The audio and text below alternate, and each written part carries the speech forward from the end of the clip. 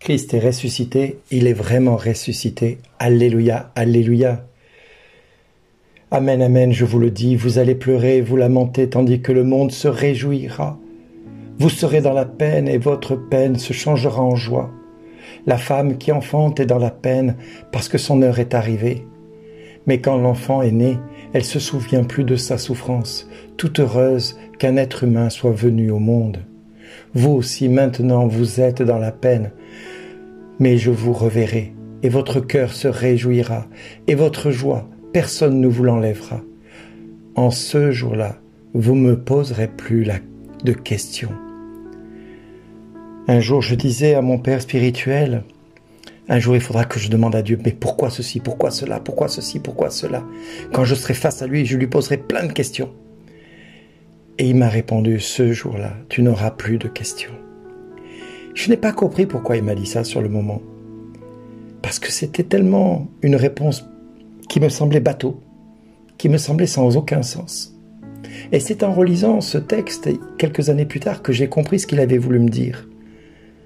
Parce qu'effectivement, une fois qu'on est devant le Père, devant le Fils et devant le Saint-Esprit, on n'a plus de questions parce que nous sommes dans la connaissance tout entière et la vérité tout entière. Nous sommes pleinement dans la révélation. Et nous sommes tellement dans la joie que nous n'avons même plus de plaintes, ni même de jérémiades que nous pourrions avoir dans ce monde présent. Oui, il est vrai que le Christ, en nous étant enlevé de la terre pour remonter vers son Père, puisque c'était le texte d'hier, aujourd'hui, il nous invite à rester dans la joie, dans l'espérance de cette joie que nous allons retrouver.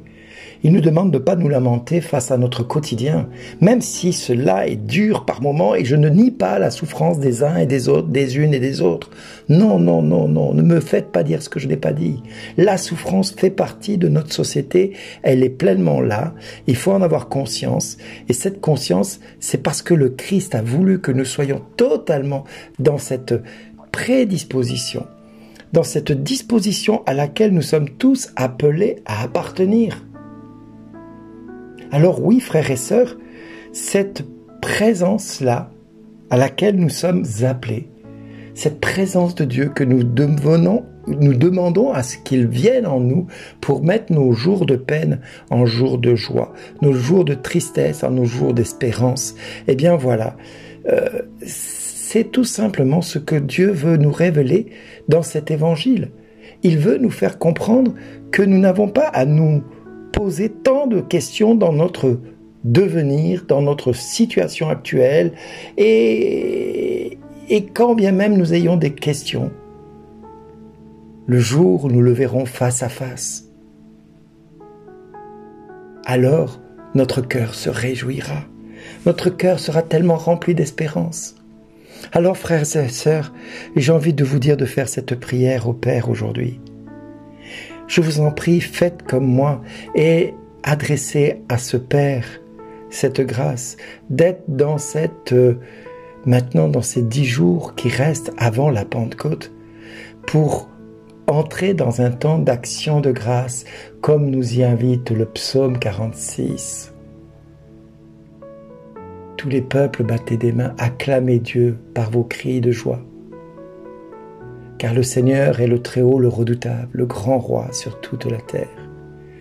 Celui qui nous soumet les nations, qui tient des peuples sous nos pieds. Il choisit pour nous l'héritage, fierté de Jacob, son bien-aimé. Dieu s'élève parmi les ovations, le Seigneur aux éclats du corps. Sonnez pour notre Dieu, sonnez, sonnez pour notre roi, sonnez. Vous voyez, la joie doit faire partie de notre quotidien. Votre joie, personne ne vous l'enlèvera, nous dira Jean, chapitre 16, versets 20 à 23. C'est exactement ça. Le monde peut faire tout ce qu'il veut. Cette joie, personne ne vous l'enlèvera. Alors frères et sœurs, je vous invite à prier maintenant à ma suite et à adresser cette prière au Père. Père très saint, Père juste et bon, Papa, toi qui aimes tous les hommes, toutes les femmes, tous les enfants, tous les vieillards, tous les êtres humains, quelle que soit sa couleur de peau, sa nationalité,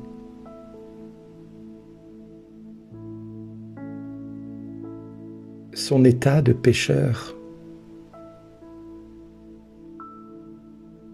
sa connaissance de ta présence. Toi qui connais le cœur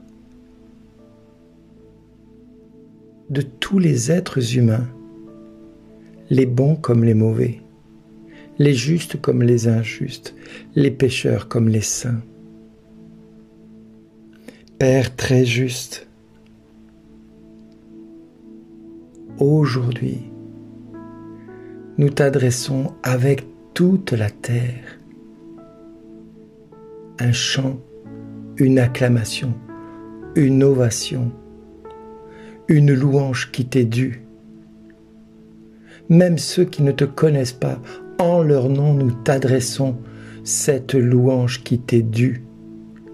Même ceux qui te refusent aujourd'hui, mais qui demain te diront Amen, nous t'adressons en leur nom cette ovation et cette acclamation.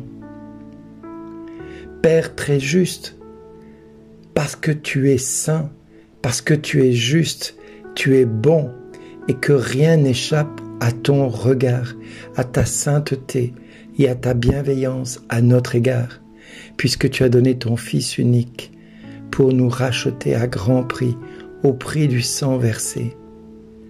Père très juste et bon, aujourd'hui nous t'acclamons, nous faisons monter vers ton trône la louange de notre cœur et nous te demandons, Père,